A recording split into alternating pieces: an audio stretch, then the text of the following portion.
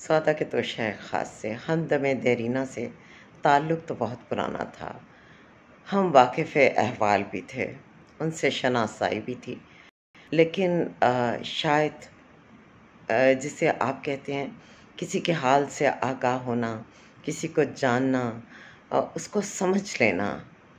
یا کسی انسان کے ظاہر کے علاوہ اس کے باطن کے ساتھ بھی تعلق استوار ہو جانا،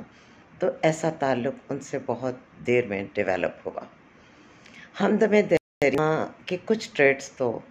مجھے سچ بولنا ہوگا کہ بہت ہی خاص تھے۔ وہ کہتے ہیں پوت کے پاؤں پالنے میں ہی نظر آ جاتے ہیں۔ تو اللہ پاک نے شکل و صورت، عقل سلیم، اخلاق، رکھ رکھاؤ، وزاداری، بردباری، یہ سب چیزیں تو ہمیشہ سے اس میں تھیں، لیکن عملی زندگی میں ان ٹریٹس کے علاوہ اور کن خوبیوں سے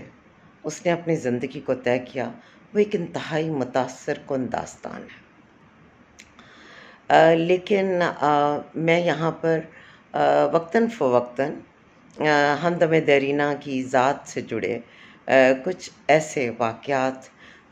جو مجھ تک بھی کسی شکل میں پہنچے اور ان کی سچائی اور ان کی حقانیت پر مجھے پورا یقین ہے، انہیں ضرور شیئر کروں گی۔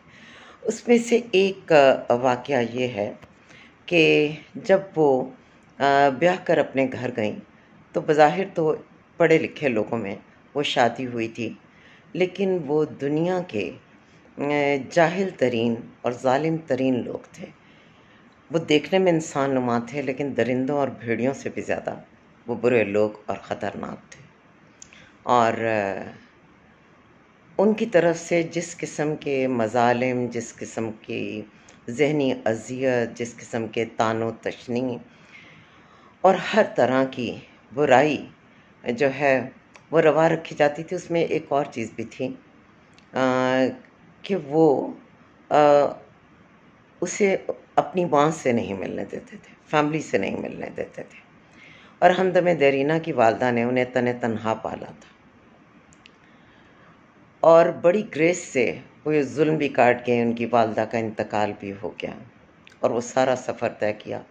اور سفر کے اس پڑاؤ میں بہت سی بے تنائیاں، بے رخیاں، زندگی کی سختیاں، آزمائشیں دیکھیں، اپنے بچوں کو، اپنے گھر کو باپ اور ماں دونوں بن کر پالا، پرورش کی۔ لیکن کچھ دن پہلے میں نے ہمدم دیرینہ کو ایک اور فیز سے گزرتے دیکھا، اور وہ تھا اپنے شوہر کی ایک بہت ہی تکلیف دہ صحت کی صورتحال سے نپٹتے، اور تب میں نے یہ سوچا کہ ہماری عورتوں کو بالخصوص اور ہمارے مردوں کو بالعموم سمجھنا ہوگا کہ جب آپ کسی کی بیٹی اور بچی بیاہ کر لائیں تو آپ کے پاس کوئی حق نہیں کہ اس کے والدین سے اسے نہ ملنے دیں، آپ کے پاس حق نہیں کہ آپ اس کو تالوں میں بند کریں، آپ کے پاس حق نہیں کہ اسے گالی دیں، آپ کے پاس حق نہیں کہ آپ اس کے مرحوم والدین کی تصحیق کریں، آپ کے پاس حق نہیں کہ آپ اپنے بھائی، اپنے بیٹے کی کل کمائی لے اڑیں، آپ کے پاس حق نہیں کہ آپ کسی لڑکی کو اس کے جینے کے، اس کی خوشیوں بھرے دنوں کے تمام حقوق سے محروم کرتے ہیں، آپ کے پاس حق نہیں کہ وہ اولاد پیدا کرے گی کہ نہیں، وہ کتنے بچے کر سکتی ہے، الاؤڈ ہے یا نہیں، وہ کون سے کپڑے پہن کے جا سکتی ہے اور کہاں جا سکتی ہے، یہ سب آپ نہیں طے کریں گے۔ یہ اپنے ملک اور سب کانٹیننٹ کی سبھی خواتین سے بالخصوص اور مردوں سے بالعموم ریکویسٹ ہے کہ ہم بدمعاش نہیں ہیں، ہمارے معاشروں میں ہم مسلمان کہلاتے ہیں، لیکن سلامتی والے کام کرنے سے پتہ نہیں کیوں ہمیں دشمنی ہے۔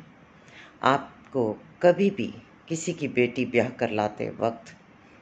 ایسا نہیں کرنا چاہیے کہ آپ نے زندگی بھر کا کتھارسس اس پہ کرنا ہے، زندگی بھر کی فرسٹریشن اس پر نکالنی ہے۔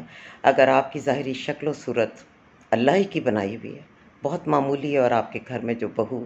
بھابھی آ گئی ہے وہ بہت زیادہ خوش شکل ہے، اور اس سے بڑھ کر یہ کہ اس کی عادات مزاج آپ کے مقابلے میں بہت اچھا ہے، تو اس کا مطلب یہ نہیں کہ آپ نے اس کو تباہ کر کے رکھ دینا ہے۔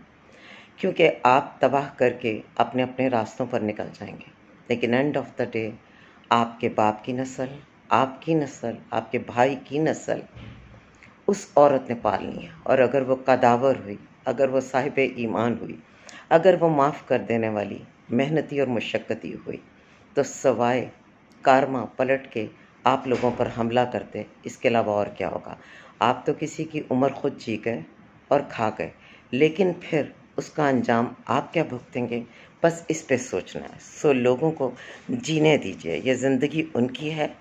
انہیں زندہ رہنے دیجیے۔ کبھی بھی دوسروں کی زندگی گزارنے کی کوشش مت کیجیے، کیونکہ اس کا انجام اچھا نہیں ہوگا۔